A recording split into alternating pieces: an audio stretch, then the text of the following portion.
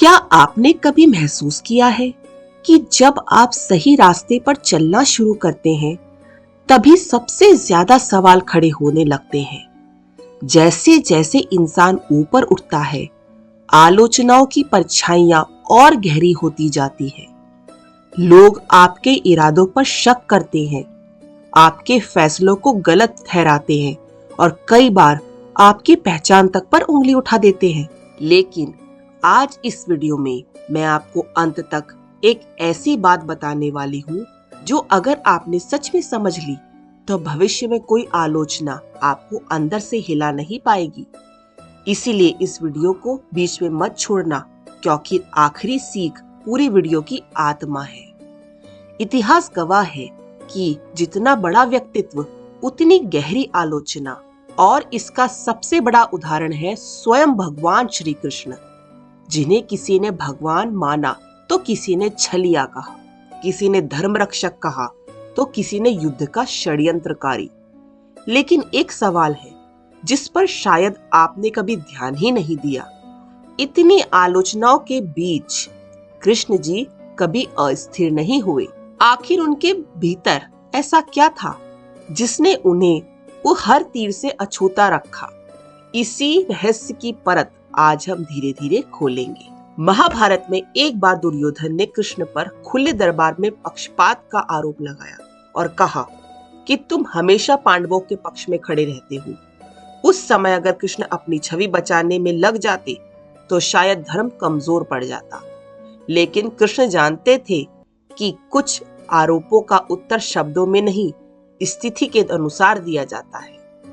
आगे चलकर यही आरोप दुर्योधन के पतन की नींव बन गए।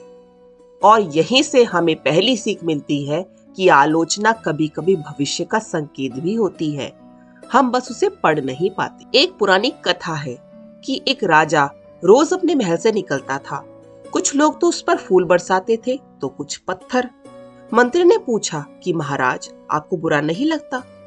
राजा मुस्कुराकर बोला, फूल देने वाला अपना प्रेम दिखाता है और पत्थर फेंकने वाला अपनी पीड़ा दिखाता है, लेकिन मेरा रास्ता दोनों से नहीं बदलने वाला। कृष्ण का जीवन भी बिल्कुल ऐसा ही था, और थोड़ी देर में आप देखेंगे कि यही भाव आगे चलकर उन्हें सबसे कठिन निर्णय लेने की शक्ति देता है।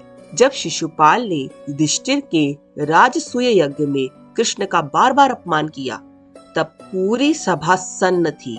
सबको लगा कि अब कृष्ण उत्तर देंगे, लेकिन कृष्ण मुस्कुराते रहे और मौन रहे। यह मौन कमजोरी नहीं थी, बल्कि आत्मनियंत्रण की परीक्षा थी। लेकिन याद रखिए, कृष्ण का मौन अनंत नहीं था। जब सीमा टूटी तो वही शांत कृष्ण पल भर में निर्णायक बन गए। यह दृश्य हमें सिखाता है कि चुप रहना कायरता नहीं, सही समय की तैयारी हो सकती है। गीता में कृष्ण कहते हैं कि जैसे नदियां समुद्र में मिलती हैं, लेकिन समुद्र स्थिर रहता है, वैसे ही ज्ञानी व्यक्ति आलोचनाओं के बीच अडिग रहता है। कृष्ण को ग्वाला कहा गया, उनके जन्म पर सवाल उठाए गए, उनकी रणनीतियों को छल कहा गया, फिर भी उनकी गरिमा कभी कम नहीं हुई, क्योंकि उनका आत्म मूल्य बाहर से नहीं आता था। आगे चलकर यही आंतरिक स्थिरता उन्हें महाभारत के सबसे कठिन क्षणों में भी विचलित नहीं कर पाई, और यही बात हमें अगले हिस्से में समझनी होगी। एक और कथा सुनाती हूँ। एक व्यक्ति मिट्टी से पूछता है कि लोग तुम्हें पैरों से कुचलते हैं, रौंदते हैं, फिर भी तुम शांत क्यों रहती हो? मिट्टी ने उत्तर दिया कि मुझे पता है, एक दिन इसी मिट्टी से मंदिर में भगवान की मूर्तियां बनेंगी। यही समझ कृष्ण के जीवन में झलकती है। जो अपने मूल्य को जानता है वह अपमान से नहीं टूटता, बल्कि समय आने पर स्वयं अपना उत्तर बन जाता है। जब कर्ण ने कृष्ण पर अपने भाग्य को बिगाड़ने का आरोप लगाया, तब कृष्ण ने क्रोध नहीं दिखाया। उन्होंने शांत स्वर में कर्ण को उसके निर्णय, उसके कर्म और उसके धर्म में विचलन की याद दिलाई। यह भावनात्मक प्रक्रिया नहीं थी, बल्कि सत्य का दर्पण था। और यही एक गहरी बात छिपी है कि आलोचना का सही उत्तर अक्सर उसी व्यक्ति के भीतर होता है जो आलोचना कर रहा होता है।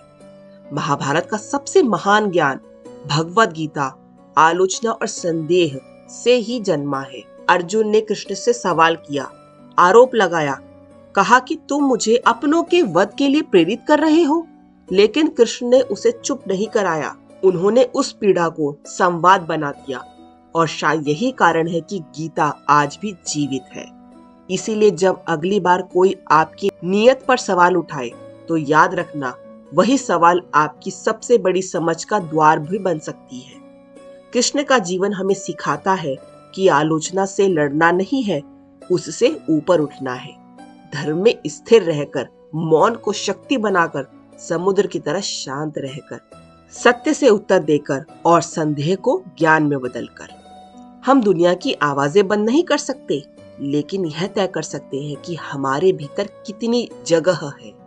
और अगर आप यहाँ तक इस वीडियो में बने रहे हैं तो इसका मतलब है कि आप सिर्फ सुन नहीं रहे थे, बल्कि समझ रहे थे। ऐसे दर्शक ही किसी भी ज्ञान को जीवित रखते हैं। दिल से धन्यवाद कि आपने अपना कीमती समय इस वीडियो को पूरा दिया। अगर यह यात्रा आपको भीतर तक छू गई हो तो वीडियो को लाइक करें और चैनल को सब्सक्राइब करें, ताकि ऐसी ही गहरी और शांत करने वाली बातें हम आगे भी आपके साथ साझा करते रहें। आपकी उपस्थिति ही इस ज्ञान की सबसे बड़ी शक्ति है। जय श्री कृष्ण।